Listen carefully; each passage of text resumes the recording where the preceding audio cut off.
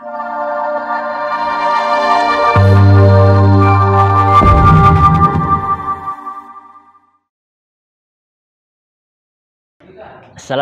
warahmatullahi wabarakatuh. Para pemirsa yang budiman, alhamdulillahirabbil alamin, wassalatu wassalamu ala nabiyyina Muhammadin sallallahu alaihi wasallam. Kita kembali pembahasan kita tentang fadilah, keutamaan mengamalkan salawat Nabi Muhammad sallallahu alaihi wasallam. Di sesi pertama kemarin kita sudah menjelaskan beberapa keutamaan bagi orang-orang yang mengamalkan salawat. Selanjutnya Nabi Muhammad sallallahu alaihi wasallam pernah bersabda tentang kelebihan atau keutamaan orang-orang yang mengamalkan salawat. Qala Rasulullah sallallahu alaihi wasallam, "Aktsiru minas salati alayya fa innaha tudfi'u ghadabal jabbar wa tuhinu kaidash syaitan." Wahai umatku, perbanyaklah oleh kalian mengamalkan salawat kepadaku. Allahumma salli ala sayyidina Muhammad wa ala ali sayyidina Muhammad. Maka sesungguhnya salawat yang engkau ucapkan melalui bibirmu, melalui lafazmu adalah fa innaha tudfi'u ghadabal jabbar. Sesungguhnya itu bisa memadamkan kemurkaannya Allah Subhanahu wa taala. Kita harus sadari bahwa kita adalah manusia yang lemah, yang tidak luput dengan dosa, yang tidak luput dengan kesalahan dan lupa. Maka kita tahu bahwa kesalahan kita itu dengan mengamalkan salawat akan memadamkan api kemurkaan Allah Subhanahu wa taala. Ya Rabb, hanya dengan bersalawat kemudian Allah Subhanahu wa taala akan menghilangkan kemurkaannya dari diri kita. Kita salah, kita dosa, kita lupa. Mungkin kita lebih banyak lupanya dibanding ingat. Mungkin kita lebih banyak salahnya dibanding benarnya. Tapi dengan mengamalkan salawat ini, maka kemurkaan Allah Subhanahu wa taala tidak akan terjadi kepada orang-orang yang mengamalkan salawat kepada baginda Nabi Muhammad sallallahu alaihi wasallam. Wa tuhinu kaidash syaitan. Dan salawat juga akan menyelamatkan kita dari tipu daya setan. Sesungguhnya setan itu sangat lihai. Bagaimana caranya agar umat Nabi Muhammad sallallahu alaihi wasallam ini ikut terjerumus bersamanya untuk masuk besok ke dalam nerakanya, untuk masuk disiksa bersama para syaitan. Maka setan tidak akan rela. Itu adalah janji setan ketika dilaknat oleh Allah Subhanahu wa taala, bahwa aku akan menyesatkan umat Nabi Muhammad sallallahu alaihi wasallam. Sebelum dia sesat, maka aku tidak akan lari darinya. Maka bagaimana cara kita agar kemudian godaan-godaan setan ini, tipu daya setan yang terkadang berbentuk kebaikan, sesungguhnya itu adalah keburukan. Apalagi suatu keburukan, sudah jelas itu adalah keburukan. Maka dengan mengamalkan salawat kepada baginda Nabi Muhammad sallallahu alaihi wasallam, Allahumma salli ala sayyidina Muhammadin wa ala ali sayyidina Muhammadin, itu sesungguhnya bisa menghalau tipu daya setan, godaan setan.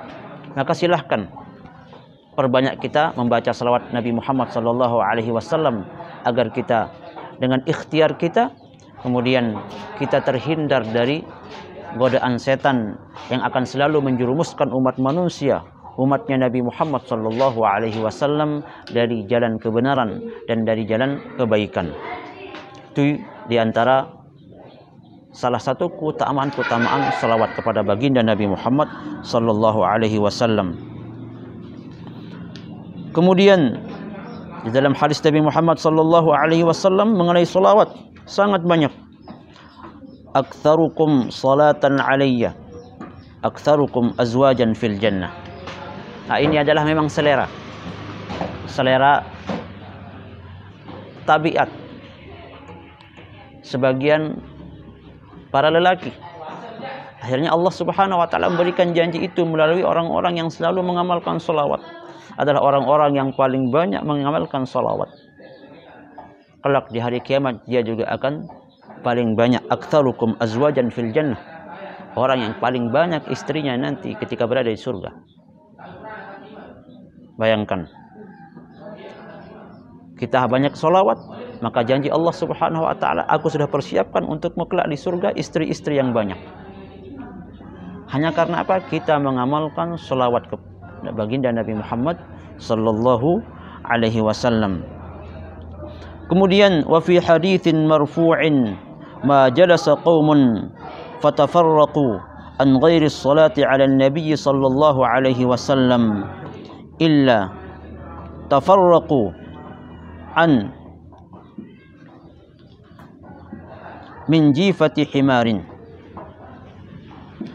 Bahwasanya tiada duduk seseorang atau suatu kaum atau dalam majlis atau perkumpulan, kemudian ketika dia akan meninggalkan perkumpulan itu, ketika dia akan meninggalkan majlis itu, ketika dia akan menyelesaikan acara apapun itu, fatafarraqu, tetapi dia tidak pernah menyebut kalimat salawat kepada baginda Nabi Muhammad. Kita di dalam pengajian, maka kita disuruh untuk mengakhirkan pengajian kita dengan salawat kepada baginda Nabi Muhammad. Di dalam suatu acara, agar acara itu berkah, kita dianjurkan untuk mengucapkan salawat kepada baginda Nabi Muhammad sebelum acara itu selesai. Ketika dalam bentuk apapun, maka kalau kita tidak mengucapkan kalimat salawat itu, maka kata Nabi Muhammad sallallahu alaihi wasallam, diibaratkan ketika mereka keluar, ketika mereka meninggalkan perkumpulan itu seperti jifati himarin, seperti bangkai hemar. Ini seperti bentuk celaan dari Allah Subhanahu wa taala melalui baginda Nabi Muhammad. Karena bagaimana tidak? Kalau engkau sudah diberikan jawaban yang sangat baik, janji yang sangat baik, yang sangat mulia oleh Allah Subhanahu wa taala untuk mendapatkan keselamatan di dunia dan di akhirat dengan cara berselawat kepada baginda Nabi Muhammad sallallahu alaihi wasallam, kemudian tidak kita amalkan, tidak kita jalankan, maka wajar Allah mengatakan kita seperti bangkai hemar. Di dalam hadis yang lain juga Nabi Muhammad bahwasanya orang yang paling pelit, yang paling bakhil itu bukan orang yang tidak mau membagikan hartanya. Akan tetapi orang yang paling bakhil di dunia itu adalah orang-orang yang tidak pernah atau sulit atau berat mulutnya untuk mengucapkan kalimat Allahumma salli ala sayyidina Muhammadin wa ala ali sayyidina Muhammad. Kemudian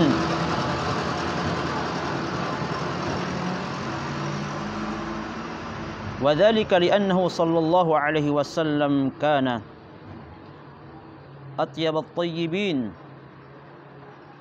وأطهر الطاهرين وكان إذا تكلم امتلأ المجلس بأطيب من ريح المسك.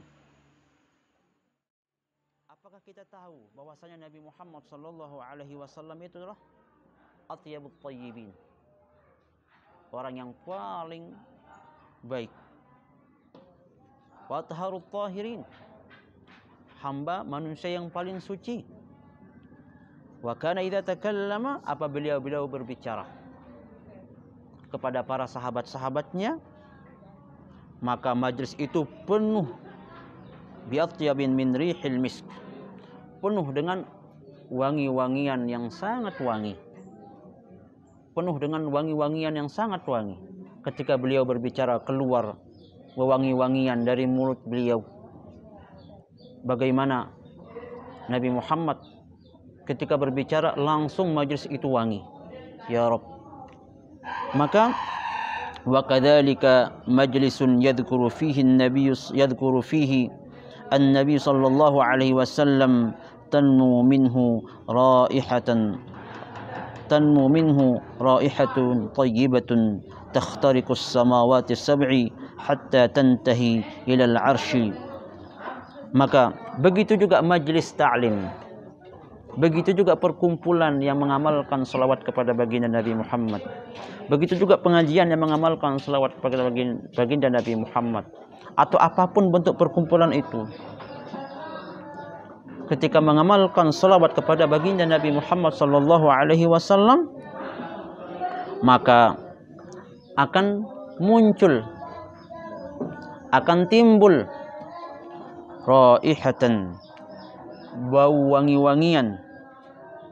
Di mana bau-bau wangi-wangian yang diucapkan oleh majlis ilmu yang mengamalkan salawat kepada baginda Nabi Muhammad SAW itu, takhtariqus samawati sab'i, menggemparkan langit sampai langit ke-7. Terdengar suara salawat itu sampai langit ke-7. Bau-bau wangian dari salawat itu sampai ke langit ke-7. Wa tantahi ilal arsy, sampai dia berakhir di arsy. Bayangkan, ini di antara fadilah keutamaan salawat itu sendiri. Makanya di dalam majlis mari kita biasakan untuk mengamalkan salawat. Di dalam perkumpulan mari kita biasakan untuk mengamalkan salawat kepada baginda Nabi Muhammad sallallahu alaihi wasallam. Ya, dengan berbagai macam versi, dengan berbagai macam dialek. Allahumma salli ala Muhammad, Allahumma salli alaihi wasallim, itu. Atau dengan cara yang lain, banyak salawat-salawat versi dengan lantunan-lantunan. Intinya kembali kepada makna salawat itu. Allahumma salli ala sayyidina Muhammadin tibbil qulubi wa dawaiha, atau Allahumma salli salatan kamilah wa sallim salaman tamman, atau Allahumma salli wa sallim wa barik ala sayyidina Muhammad, atau Allahumma salli ala sayyidina Muhammadin salatan tunjina minal ahwali wal afat, atau dengan salawat-salawat yang lain. Maka salawat itu akan keluar bau wangi-wangian sampai dari langit ke-7 dan berakhir di arsy-Nya Allah Subhanahu wa taala. Ini di antara salah satu fadilah keutamaan salawat yang akan kita bahas sampai sesi-sesi berikutnya. Wallahul muwaffiq ila aqwamit thariq. Assalamualaikum warahmatullahi wabarakatuh.